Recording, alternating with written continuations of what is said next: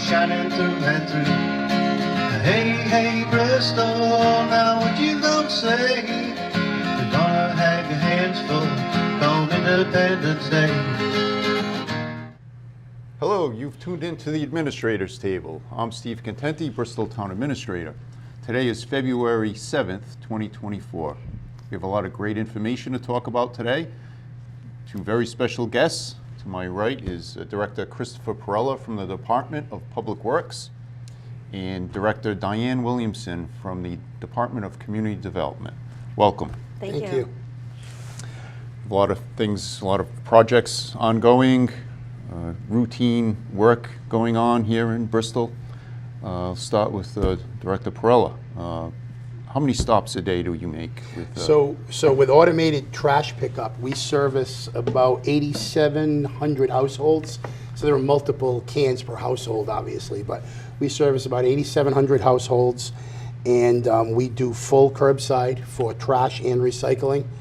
And we put this program in, I think we're in the 4th year now, and honestly, it's been fantastic. It's much more sanitary. You're saying, I got to interrupt you, you're saying program is the automated pickup, correct. So the old days of heaving trash barrels, we don't do that anymore. Yeah. Our workers' comp work. That's what I wanted to talk about. Our workers' comp complaints are significantly reduced. Yeah. We're able to put one driver per truck, and it's just been great. It's much more sanitary. There's not trash left behind. We're able to recycle well. Our recycling program dovetails right with our automated trash pickup. So let's talk about recycling. How are we doing with our recycling rates? So this year, we fantastic. We actually got a first ever credit for meeting our recycling objective, and we got a credit for $6,341. So we upped our tonnage of recycling, and we decreased our mixed solid waste tonnage. Right. So we closed the gap, and we met our goals. So that was a first ever for the town of Bristol. We're very proud of that. Good. Good. So your trash collection and recycling collection is going well. Let's talk about the winter. Your equipment. Is everything running as you expect? So just I'm in my 4th year as the director here. Just since I've gotten here, I can tell you that the equipment is significantly better. And we certainly appreciate everything the town's committed our way, but we've increased our capabilities because we've got bigger trucks, we've got better plows, we've gotten younger, we've gotten stronger with our fleet. That means less downtime when we plow, less downtime when we sand. Backhoe is updated, so we're doing well. Right. So a typical winter storm, what do you try to have for resources? How many trucks on the road? So, and we're very lucky to have this. A typical winter storm, we put close to, basically at 30 plows on the road. A mixture of very big down to, pickup size. Yeah. And honestly, we only use maybe 2 or 3 private vendors. Yeah. It's all Town of Bristol employees, Yeah. all of Public Works, and the Department of Sewer and Compost lends us a couple of people who've been working with us year in and year out, and they do a great job. So it's all Town of Bristol, and it's been great. Good. Now, one of your responsibilities is working with our consulting engineer on the roadway management system. You're in the middle of that? You're That's in the midst, correct. right? So give us an update, please. So typically, last couple of years, we've probably done about 15,000 linear feet of roadway. And that doesn't account for volume because it's about the width. This year, we're going to make a significant increase, and we're looking at 3.7 miles or 19,400 linear feet of paving. And this year, unlike in the past, so many of the roads that you see require full excavation. They need to be reclaimed. And when you do that, especially if you're in a permitting zone, either CRMC or DEM, anything more than 10,000 square feet of total reclaiming requires permitting. So in the past, they might have done a strip of this road, a strip of that road. This year, we're doing a whole bunch of streets in those zones. We're doing the permitting. It's going to require some stormwater improvements, treating the water before it gets into the bay and harbor and river. and it's all being permitted. So it's going to be a very, very comprehensive paving job this year. So what I want to add to what you just said is our consistency on getting the roads paved. So it's roughly about 20 roads a year, over $1 million in our budget, and I'm proud to say that we've included that. So that's cash that we use. We're not borrowing to do our roads. It's built into our budget, about $1 million, in excess of $1 million a year, and we're going to keep going. We're working on our budget now, and as you know, we've committed already $1 million in our recommendation to the town council. So hopefully we keep going with our road repair. I think we're catching up. We've made significant headway. We Yeah. really have, and also the commitment. I mean, last year in '23, we applied, I believe, over 90 tons of hot mix for street repair. Yeah. So we're trying to do a better job of keeping up with that too. But the paving that we've done over the last 4 years or so has been significant. We're catching up. Well, we're going to keep going, and I could just do a segment on DPW operations, but I'm very happy to have Diane Williamson here today. Diane, welcome. Thank you. We're talking about road improvements, town roads. I know we've been working on the state to get Hope Street repaired and paved and the sidewalks improved for how many years now? Oh my gosh, decades. Yeah, you know, I Yeah, went back into long the time. file and I looked, but it's great that we're able to get some federal funds, and the state is working. Actually, in the last week or two, I've been watching the surveys out on Hope Street. Yes. Do you want to talk a little bit about what the residents of Bristol can look forward to? Sure. So, as you had said, we've been waiting for the DOT to do these sidewalks.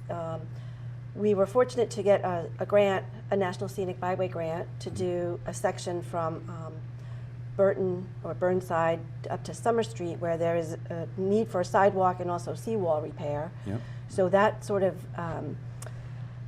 kicked it up on the list for projects for the state. Right. And so we're really fortunate now. They're going to take that sidewalk and they're going to go all the way down to the Roger Williams University. So there'll be sidewalks on the west side of Ferry Road, which are much needed.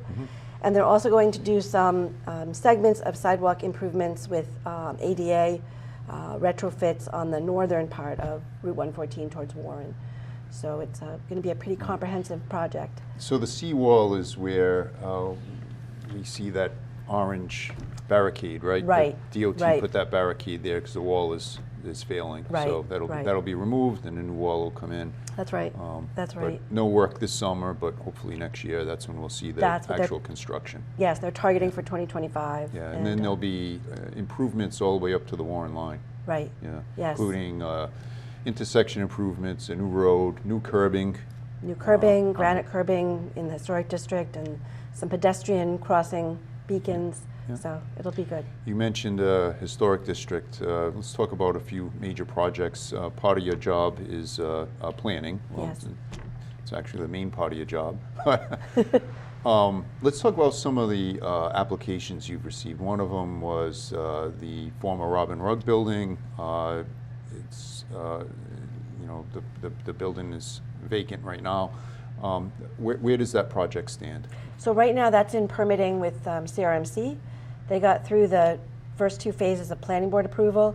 They're with the state now getting their CRMC approvals, and when they get those permits, they'll be back to the planning board for final approval.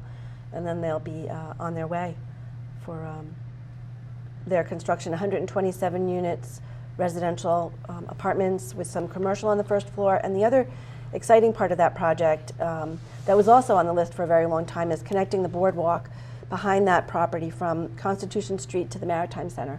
So we'll have that final segment of the downtown harbor boardwalk done with that project. So in practical terms, you're saying you'll be able to walk from the Elks Club all the way, technically all the way to Providence on the bike path, right? Right, But exactly. You'll be able to, so that's Yeah, great. So yeah. finally completed. Yeah, that'll be nice. That'll be nice.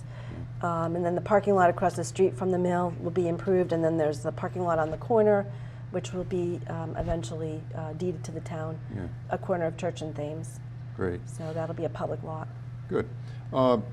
We just got notice that you're successful in your application, one of your mitigation grants Yeah. for trees, right? Yeah, this is really exciting. So we're working with, this is a Rhode Island Infrastructure Bank Municipal Resiliency Grant. And we were working with the DEM and the Green Infrastructure Center to help us demonstrate the need for trees and how beneficial they are for stormwater mitigation. So we were fortunate to get the grant. We're going to do a big tree planting. Over 200 trees is what we're looking at in two planting seasons. The Silver Creek watershed, the Tanyard Brook watershed, and the Mount Hope Bay watershed. We'll be looking at public property along the street rights of ways, and anywhere else we can plant these trees. So Good. we're really excited. It's about, we normally do, you know, the tree plantings in the spring and the fall, and I think with this grant we'll be able to do like 5 years of our normal tree Wow. planting. Fantastic. Yeah, it's going to be nice.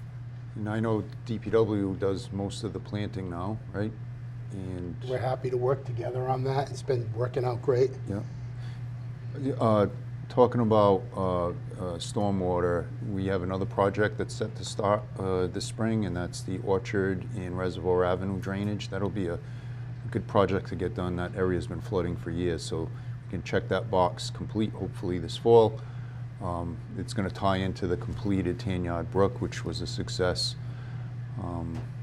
So, Director, you're working, your crews, I've seen them at Highview Avenue and also on Varnum Street. Can you talk about what's going on? Sure. So with Ed Tanner, kind of taking a lead on cleaning out these basins, what we've done is Ed is our Principal planner. principal planner and very involved in drainage, does a great job. So we've gone out there and we cut some of the bigger trees from in those basins. And once we got rid of some of the big stuff, a vendor came in and cut a lot of the small stuff around there, basically emptying them out. Yeah. So you can actually see what's there now. You can see the diminished volume and capacity because of the sediment. Yep. So now the next phase will be to excavate those out Right. and greatly increase the volume that they'll be able to detain. So the goal is to minimize that flooding on Sherry Avenue that drains down towards Silver Creek. So we're starting up high, and we have a good maintenance plan now that Ed worked on, so we're going to continue to maintain going forward. And we're doing studies now on Sherry Avenue, right? I know we've Yes. done some test pits. Yes. and- We've done survey work, some wetlands identification, some test pits. And the first phase of the work that we've done on the basins will inform us also as to what capacity we need for some of the other drainage improvements. And we're looking at Sherry and Varnum drainage. Yeah. Yeah, it's just good for us to share that we're looking ahead, our long-term planning. We have drainage projects, and every year we've been successful in completing. So, Yes. going back to planning and some of the projects, can you tell us about some of our decommissioned schools, Oliver, Wally? Yes, they're also very exciting. So our offices now, we've been there for a little over a year, I believe, in the Reynolds School, which is the former Reynolds School. We're on the first floor. School department is on the second floor. Wally School is right now in rehabilitation. We're doing the work for the conversion of that to the senior center, community center. That's very exciting. We are also looking at Oliver School.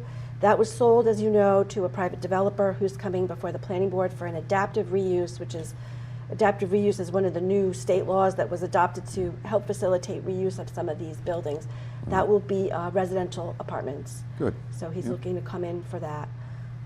Yeah, and we're using the drone tomorrow, I think tomorrow, to look at some of the roof work that we need to do at Wally School. So we're employing all the forces to help us with that. So police department will be helping us with the drone. We're getting close to finishing our plan of getting all those buildings back up and in useful life.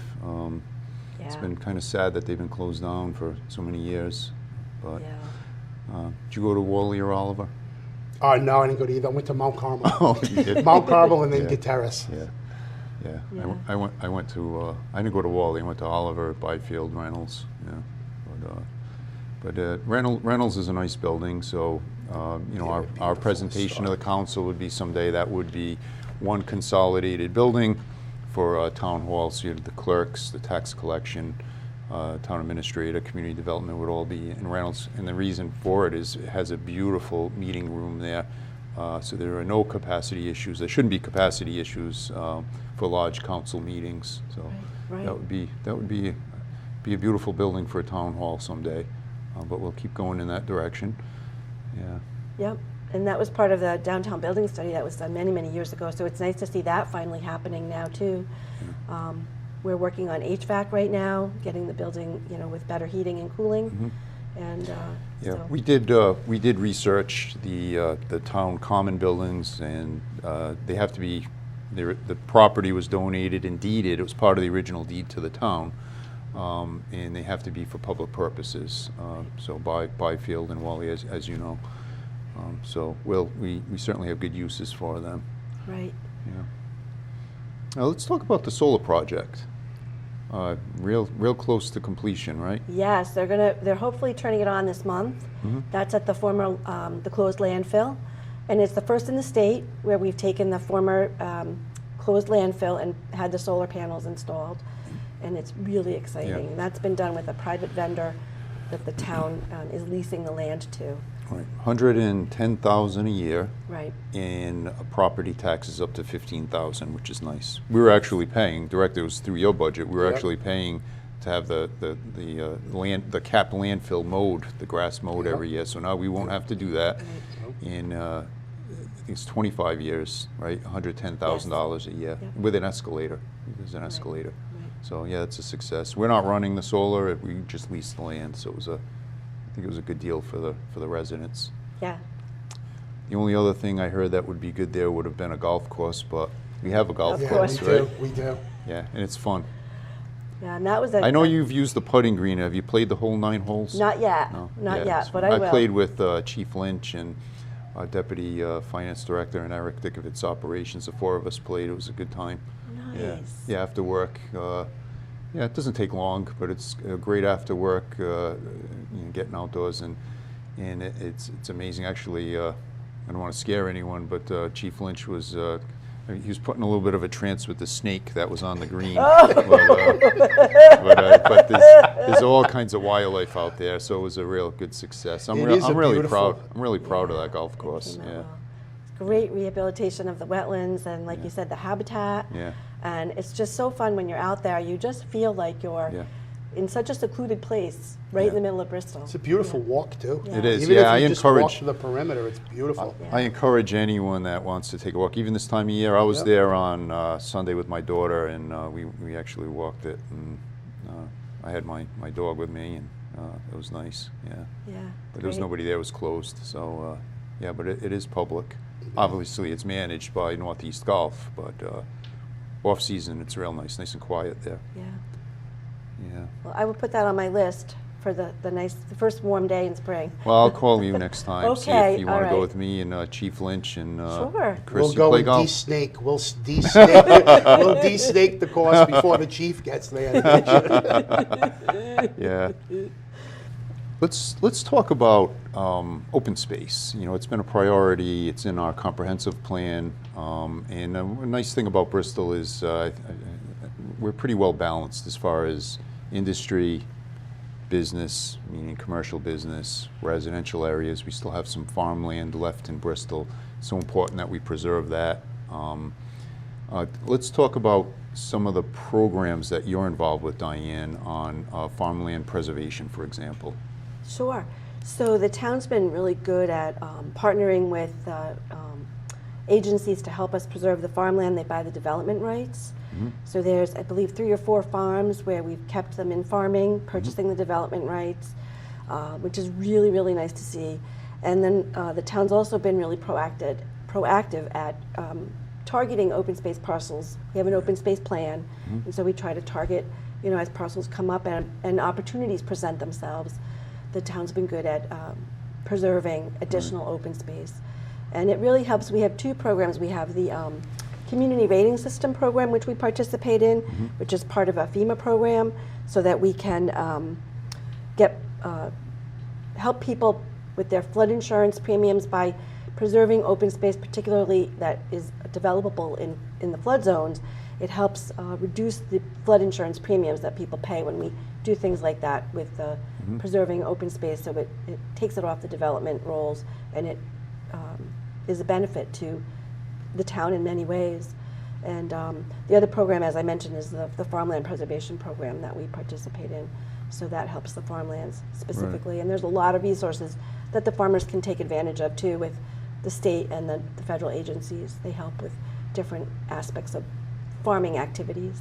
Yeah. So it's good. And then we're working right now, we've got some markers. We want to be able to have the public be more aware of where these open space parcels are, so they Yeah. see all the work that's been done to preserve these lands.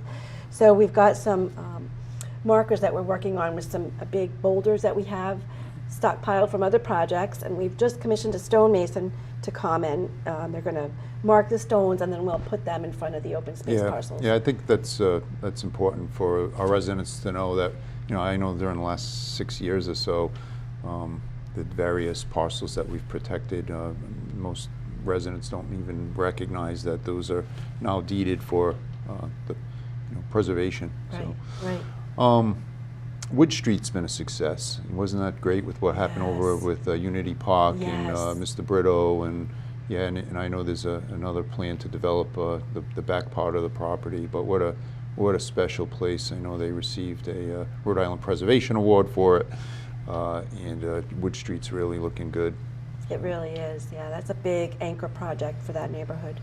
Yeah. Yeah. Director, you've been working on sidewalk improvements, ADA accessibility, which is I know you have some money in your operating budget to work on that, so you'll do a little bit more of that this year, right? Well, of course, sure. So basically, when we did the Hope Street sidewalk project, we replaced numerous ramps and made them all ADA compliant. Some weren't even there.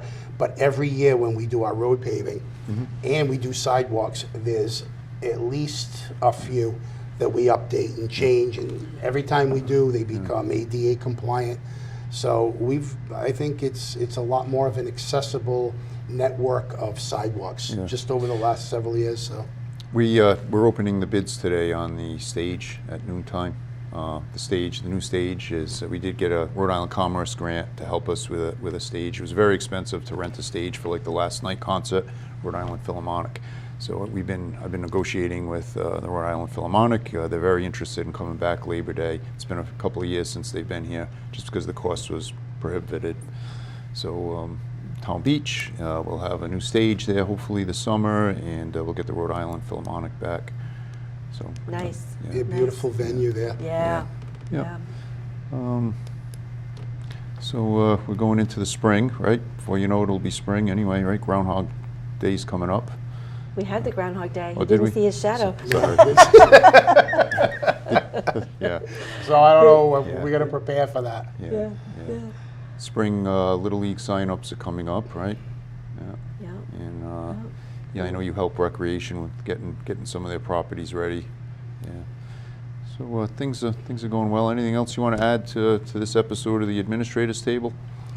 No, I think we're very pleased, and I think that the investment in some of the equipment we've been able to update, not just vehicles, but the equipment, tools, has greatly enhanced our capabilities. So. Yeah, it's an investment. You need to have reliable equipment, and when a storm, unexpected storm strikes, you need to be prepared.